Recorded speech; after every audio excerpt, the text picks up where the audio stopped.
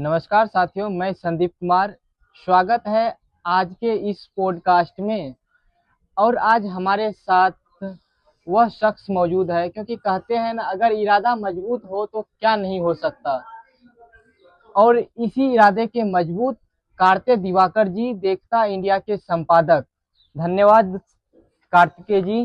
धन्यवाद भाई, आपने मुझे आज बुलाया अपने पॉडकास्ट। धन्यवाद, आपका स्वागत है। सबसे पहला सवाल आपसे मेरा यह है कि कब आपने सोच लिया था कि मुझे पत्रकार बनना है?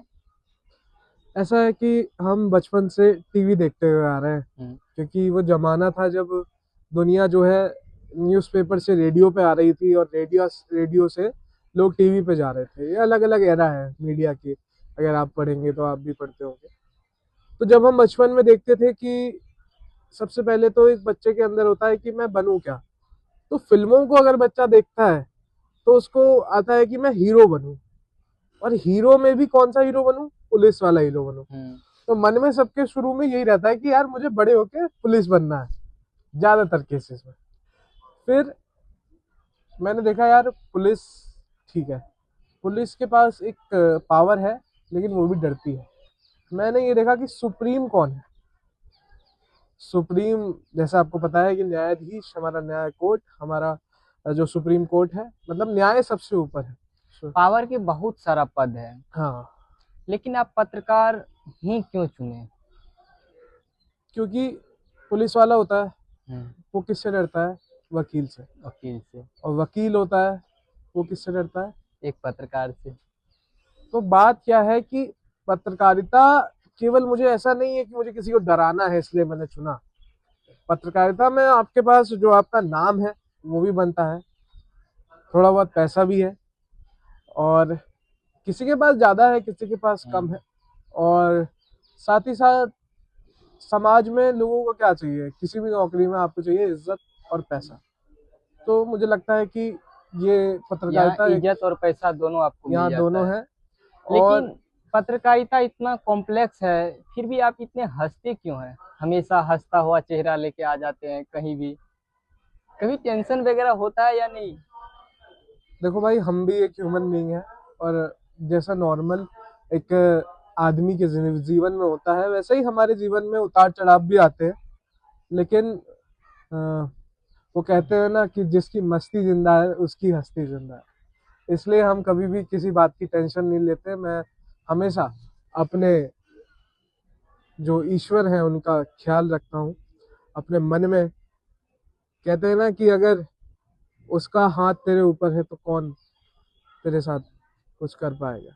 तो यही बात है कि जाको राखे साइयां, मार सके ना कोई। तो हम मानते हैं कि हम उनके ही बच्चे हैं, और उनके ही जो है एक कहते हैं ना कि सुरक्षा कवच के अंदर है, वो कुछ नहीं करवा सकते। लेकिन भैया, आज जो नए जनरेशन के छात्र आ रहे हैं, वे तुरंत ही टेंशन में चले जाते हैं किसी भी बात को लेकर। लेकिन आपको कभी ऐसा टेंशन हुआ है या नहीं? कभी ऐसी कई चीजें होती हैं कि मतलब आप दबा लेते हैं मन में। लेकिन मुझे ऐसा लगता है कि अगर आप किसी परेशानी में हैं तो आप अपने बड़ों से साझा कीजिए, उनसे बातचीत कीजिए, तभी उसका कुछ समाधान मिलता है। कभी ना कभी हम ये सोच लेते हैं यार मेरे साथ ही ऐसा क्यों हो रहा है, या हम, ये कभी नहीं सोचना चाहिए। हर एक, अगर कोई व्यक्ति जिंदा है, कोई मतलब समाज में है, तो परेशानियां उसके जीवन में होगी, कोई कोई भी व्यक्ति हो चाहे। तो उन परेशानियों को हमें लेके सोचना नहीं चाहिए, लोगों से बातचीत करनी चाहिए उसके बारे में। और कहते हैं ना कि दर्द बांटने से ही कम होता है। लेकिन बहुत बार होता है, जैसे उनका पर्सनल मैटर हो तो हाँ, वे तो पब्लिक शेयर नहीं कर सकता है। अगर पर्सनल मैटर है तो सबसे बड़ा हथियार है आपके पास धैर्य।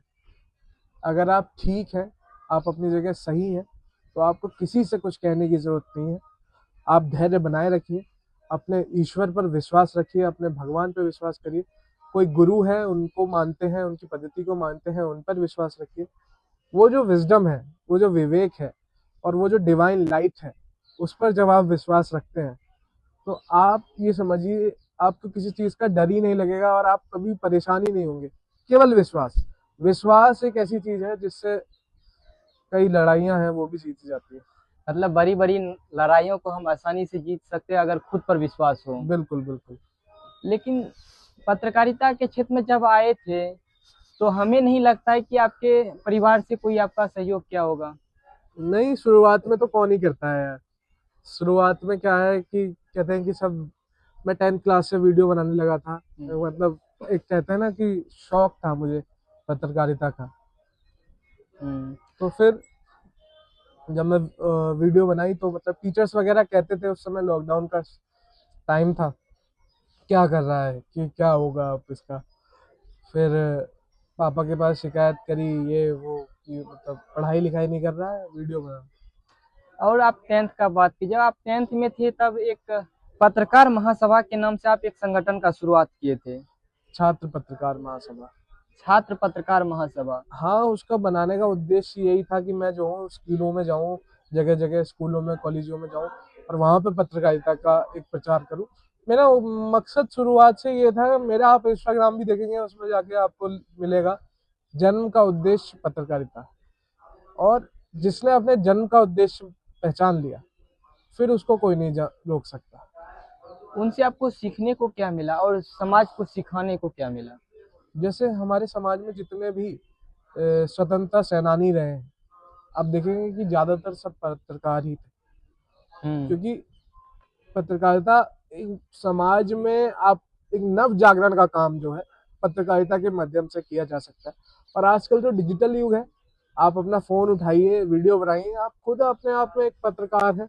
लेकिन उस श्रेणी से नहीं है, क्योंकि पत्रकारिता जब आपके साथ पत्रकार जुड़ जाता है आपके नाम के साथ, तो कई सारी जिम्मेदारियां भी हैं। आप एक सूचना को दूसरे तक पहुंचा रहे हैं, वो तो केवल आप एक संचारक हो गए, सूचना को आगे फैलाने वाले।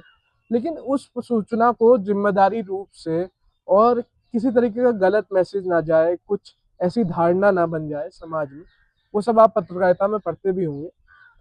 तो इसीलिए इसकी पढ़ाई भी जरूरी है। आप जिम्मेदारी का बात किए जी। और आपका खुद का चैनल है, आप खुद वहाँ के मालिक है, ज्यादा टेंशन खुद के चैनल को चलाने में होता है या किसी बड़े बड़े चैनल पे काम करने, क्योंकि आप एनडीटीवी जैसे बड़े चैनल पर काम कर चुके हैं। बात यह है ना भाई कि हमें ना ब्रांड की तरफ नहीं भागना चाहिए।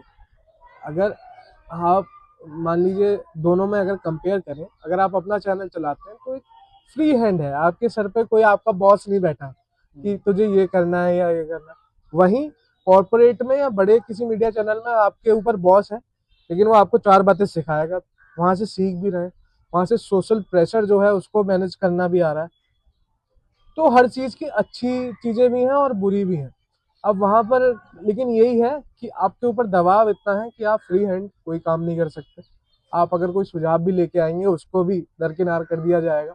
बड़े चैनलों में केवल जो बड़े बड़े कॉर्पोरेट्स हैं उनका ही डंका बजता है, और जो छोटी वॉइसेस हैं वो दब जाती हैं और वो अपने बात को नहीं रख पाते। भारत के नागरिक जो है वे देखता इंडिया पर क्यों विश्वास करें? देखता इंडिया पे इसलिए विश्वास करें क्योंकि चलाने वाले सब छात्र ही हैं। और छात्र, अगर आप छात्र जीवन में हैं तो कहीं ना कहीं मुझे लगता है कि आप इतने समृद्ध हैं कि अभी आपको किसी तरीके का लालच नहीं है समाज से।